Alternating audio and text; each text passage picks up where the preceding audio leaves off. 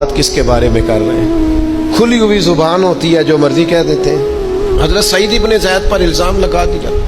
इतना बड़ा आदमी, महबूब का सहाबी, और औरत ने इल्जाम लगा दिया।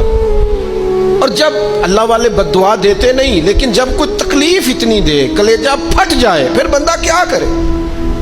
वही बात कि अब वो कुछ कह नहीं सकते थे, एक औरत पर किस तरह कोई बात हो सकती थी।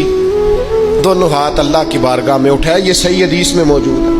दोनों हाथ अल्लाह के हुजूर उठा के अर्ज करने लगे, मालिक अगर ये औरत झूठी है ना तो फिर इसे अंधा कर दे और इसकी कब्र इसके घर में बना दे। सहाबा फरमाते हैं कि हजरत सईद इब्ने ज़ैद का तो विसाल हो गया, जमाना गुजर गया, लेकिन हमने फिर उस बीबी को अंधा होते देखा है। फिर उसके घर में कुआं था और हमने उसे अपने ही घर के कुएं में गिर के मरते हुए भी देखा है।